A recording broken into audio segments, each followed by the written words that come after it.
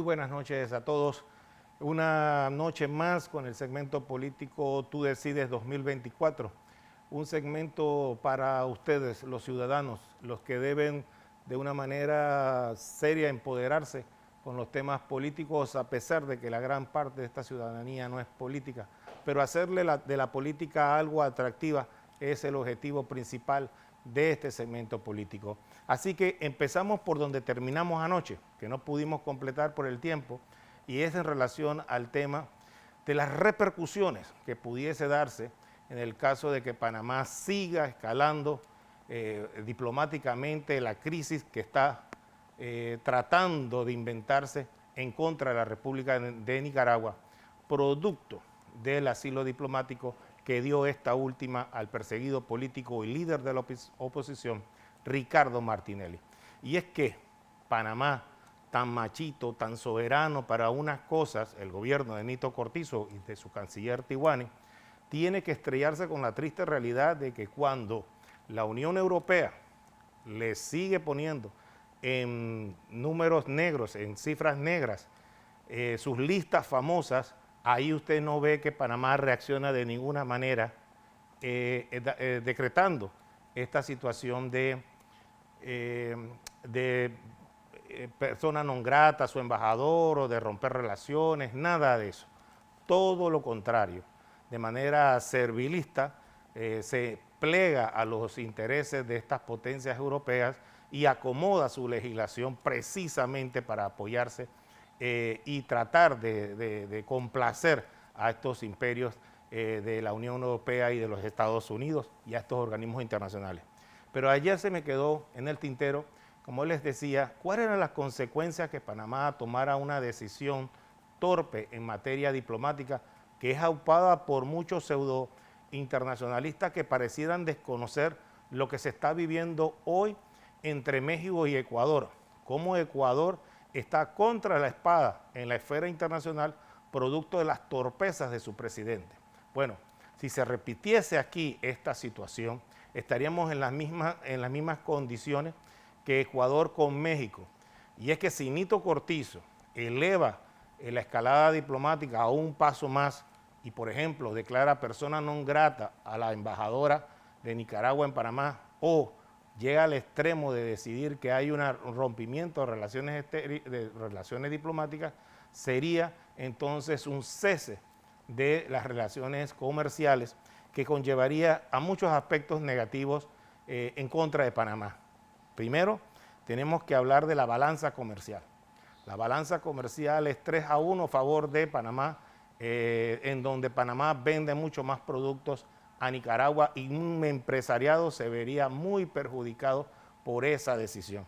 Pero el otro sector que también se vería muy perjudicado sería el sector de la zona libre de Colón, porque los camiones de la zona libre de Colón llevan sus cargas hacia el resto de Centroamérica, más allá de Costa Rica, topándose entonces con la frontera de Nicaragua, que muy probablemente Nicaragua, en forma de retorsión, le impediría el paso a esos camiones, lo que llevaría a una situación realmente difícil a las compañías de zona libre que ya la tienen difícil por las condiciones económicas del comercio internacional, en donde Panamá no ha podido promover la misma a escala internacional.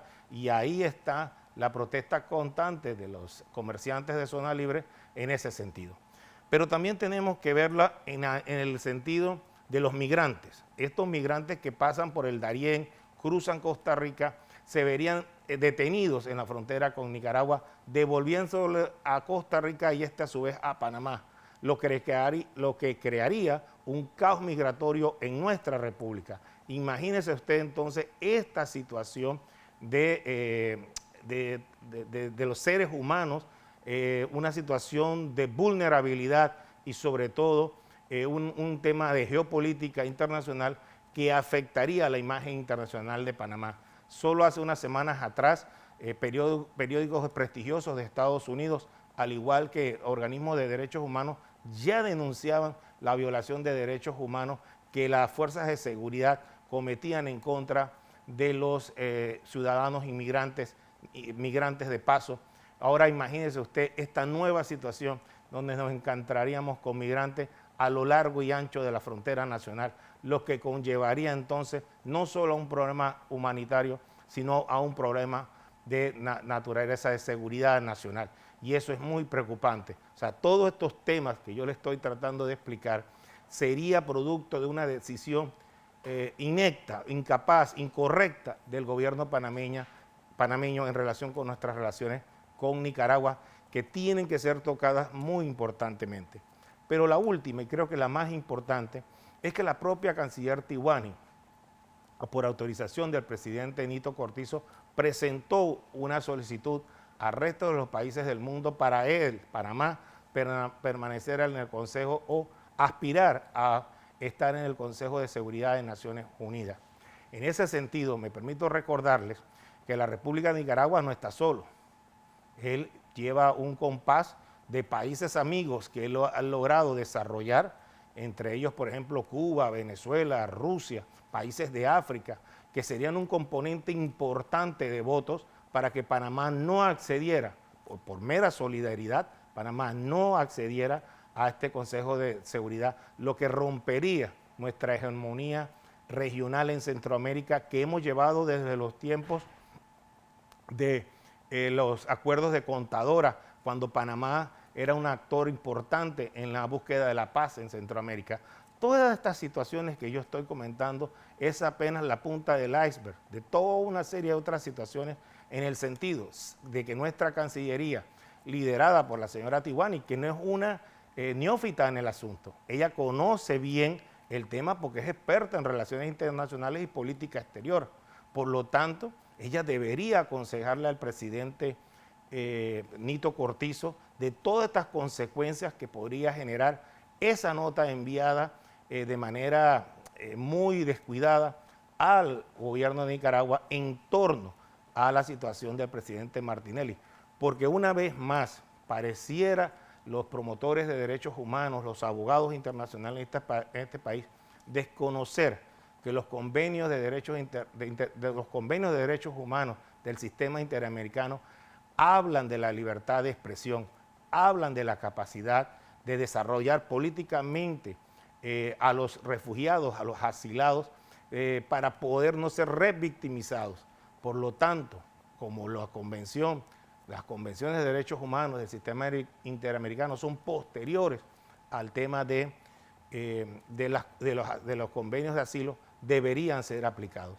Y el otro punto también muy importante que quiero destacar antes de terminar este tema, es que hay muchos pseudo internacionalistas que afirman temerariamente ante la opinión pública que la Convención de Caracas no protege al presidente Martinelli. Todo lo contrario, Panamá ratificó ese convenio. Ese convenio está ratificado mediante una ley de la República que acorde con nuestra legislación, la Cancillería debe cumplir. Y si todavía eso no fuera suficiente, el artículo 4 de la Constitución panameña es clarita. Panamá acata las normas de derecho internacional. Está Panamá obligada a darle el salvoconducto correspondiente en caso de un rompimiento de relaciones diplomáticas al expresidente Ricardo Martinelli, porque es un perseguido político y no, como dicen otros, que quedaría al algarete sin ningún tipo de protección diplomática. Esas afirmaciones temerarias solo conllevan a que la población entre en una etapa de desconocimiento real de una situación.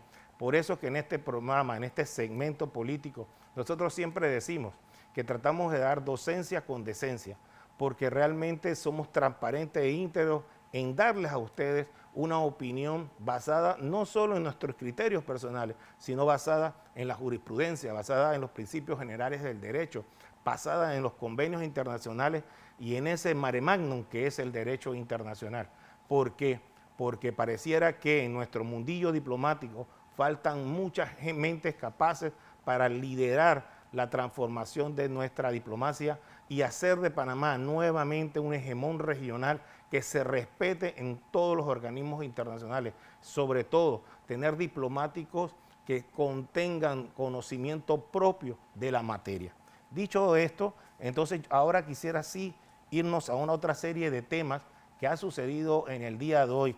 Y quisiera empezar con el tema que dejamos también, hablamos ayer, y era el tema de el fallo, el error garrafal del sistema del Tribunal Electoral en torno a la papeleta electrónica. Mire, ayer estuvimos dándole seguimiento, hicimos una serie de afirmaciones, una serie de comentarios sobre el tema. Pedíamos que como mínimo el magistrado Juncá, presidente del Tribunal Electoral, presentara su renuncia de inmediato, porque estaban jugando con la integridad y con el prestigio de una institución que por años tenía la confianza ciudadana y se estaba jugando con algo muy importante, el voto del soberano, el voto del pueblo panameño, porque para todos los efectos las elecciones han empezado en el día de ayer. ¿Y por qué han empezado? Porque ya una urna está abierta, 2 urnas están abiertas, son las urnas electrónicas. Y esas urnas electrónicas ya se han depositado votos a favor de todo y cada uno de los candidatos que se han presentado en estas elecciones. Entonces, en ese sentido, a mí me da tristeza ver hoy a la funcionaria encargada del tema del voto adelantado, la licenciada Sharon Sinclair, desdecirse y contradecirse inmediatamente en una serie de entrevistas que hizo en la mañana de hoy y desde ayer la viene haciendo y que no cumplen con la necesidad de darle tranquilidad a la población. Todo lo contrario, la población quedó mucho más preocupada. Los líderes políticos de este país se manifestaron y dijeron inmediatamente que desconfiar del Tribunal Electoral y activaron a sus copartidarios, a su equipo jurídico, a su equipo de avanzada del 5 de mayo para que se tomara cada una de las mesas. Porque si esto sucede en 2 mesas electrónicas, en una papeleta tecnológica del Tribunal Electoral, imagínense lo que se nos viene encima.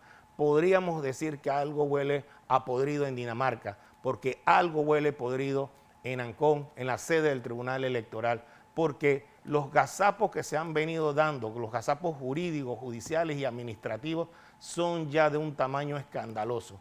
Desde que se filtró que la señora Marta Martinelli venía como candidata a la vicepresidenta, les recuerdo, venía con un fallo en contra. Imagínense usted, a pesar de que la Constitución le permitía a ella correr, o cuando la profesora Maribel Gordón dijo que para recolectar firmas no había podido entrar a las plataformas y otros candidatos de diputados y representantes y alcaldes lo confirmaron.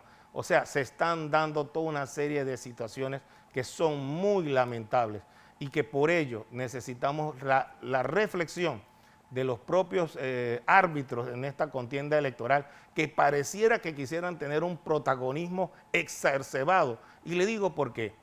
Porque el diario La Prensa, basado en unas declaraciones filtradas por el magistrado Juncá, precisamente el magistrado que hoy está comprometido con el tema del voto adelantado, pone en el diario La Prensa su supuesto voto razonado. Y el diario La Prensa quiere hacernos creer a nosotros que ese voto razonado es el voto que hay que tener en consideración. Cuando en un tribunal de 3, ¿verdad? Como es el Tribunal Electoral, la mayoría la hacen 2. 2 magistrados del Tribunal Electoral decidieron todo lo contrario. Decidieron que José Raúl Mulino era un suplente y por ser un suplente entonces era el encargado de reemplazar al principal, que desde mi óptica, desde mi perspectiva y la de muchos abogados, fue injustamente inhabilitado sin el debido proceso, sin la doble audiencia y sin oída aparte. Pero se hizo, y se hizo un acuerdo en donde se le dio ese derecho a él a participar.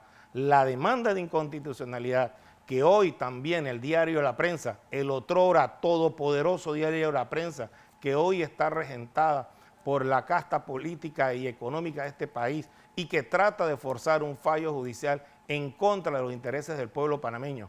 Porque déjeme decirle, un fallo en contra de José Raúl Mulino no es un fallo en contra de Realizando Metas o del Partido Alianza, es un fallo en contra de todo el pueblo panameño, en contra de los 3 millones de panameños que son soberanos y que quieren decidir en las urnas quién los va a representar. Y sobre todo, es una presión injustificada en contra de un magistrado de la Corte Suprema de Justicia el magistrado Arrocha, que tiene 10 días para, se acorde la ley, tiene 10 días para presentar su fallo al resto de los magistrados.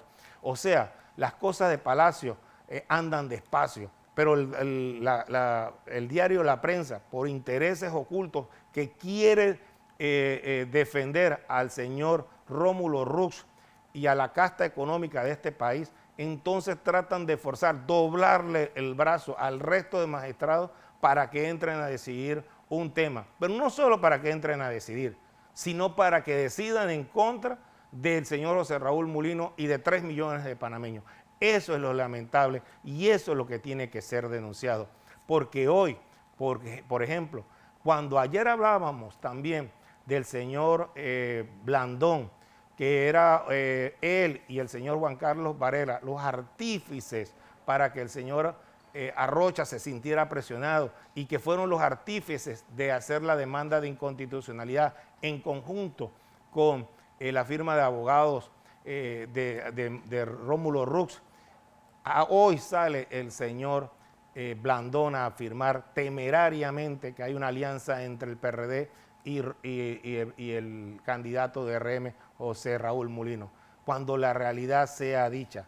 Los que siempre han estado encompinchados unos con otros es el señor Blandón, que hoy se siente realmente en los últimos días de Pompeya.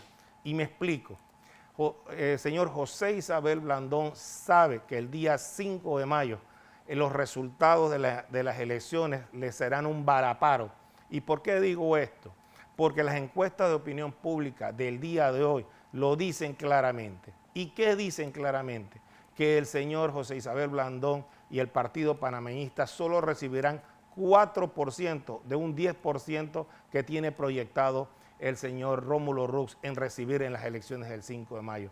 Eso sería el 50% menos o sea, la mitad del electorado menos del que le votó hace 5 años atrás. Imagínese usted, sería un total descalabro para el Partido Panameñista y por eso la señora Mireya Moscoso y por ella un hombre de 40 años dentro del partido, José Miguel Alemán, lo dijo claramente. Y si eso sucede el 5 de mayo, el 6 de mayo tenemos que renovar ese partido y ponerlo como un partido como lo ideó Arnulfo Arias, al servicio de los grandes intereses del pueblo panameño y no a los intereses de los grandes mercantilistas de este país.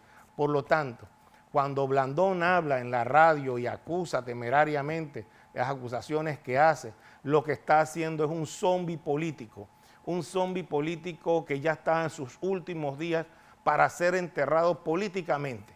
Ya hay pocos días para que él reciba su último clavo, su última palada y esperamos que nosotros los ciudadanos que ya deje la política porque el pueblo panameño le ha mandado un mensaje alto y claro, que no quieren ya más ese tipo de políticos que en nada han ayudado a este país.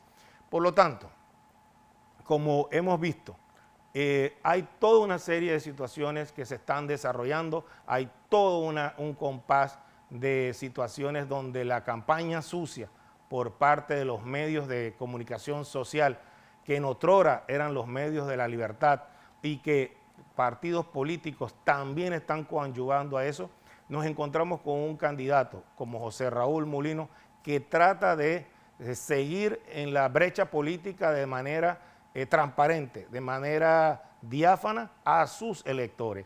En estos días estuvo en el metro la obra cumbre del presidente Martinelli y él como su delfín político fue a defenderlo. Y dijo algo muy claro el señor Mulino, que el metro de la línea 3 iba a ser completada a la brevedad posible, porque ya no podía más la gente del oeste estar sufriendo esos vaivenes del transporte público. Pero es que también hay que recordar que si allá en el oeste llueve, acá en la capital no escampa. El tema del transporte público en la capital es un desastre, producto de la cantidad limitada de buses que ahorita mismo están circulando. Buses que van llenos a reventar. Es impresionante la situación que estamos viviendo nosotros los panameños. ¿Producto de qué? De un gobierno que por 5 años no gobernó nada. que fue un total desgobierno, un gobierno que se vio beneficiado en muchos aspectos, a favorecer a sus amigos en el tema de los ventiladores, en el tema de las bolsas de comida, en los temas de los grandes negociados del Seguro Social, que muy probablemente mañana hablaremos con el doctor José Terán y que nos explique su paso por el Ministerio de Salud y cuáles son las soluciones que puede él en mente tener para este país. ¿Por qué? Porque definitivamente necesitamos un gobierno que promueva la reactivación económica sobre una base de seguridad nacional que permita, de seguridad ciudadana, que permita entonces tener una seguridad nacional que nos incorpore a todos en una plataforma de desarrollo integral de nuestro país. Finalmente, yo quisiera hablarles hoy de otro tema también que es tocado por el diario de La Prensa y lamento profundamente por otros políticos que se aprovechan de la situación para mal informar a la ciudadanía, y es la constituyente. Mire, primero que nada, quiero hacerle un poquito de academia. Mucha gente habla de la constituyente originaria y de la constituyente paralela. Pues hombre, solo hay una sola constituyente, la constituyente. Ella no tiene apellidos, no tiene adjetivos, es la constituyente. Cuando se habla de la originaria es que se entiende que es una constituyente que se abre camino sobre una crisis política, ¿verdad? En Panamá tenemos ejemplos de ello.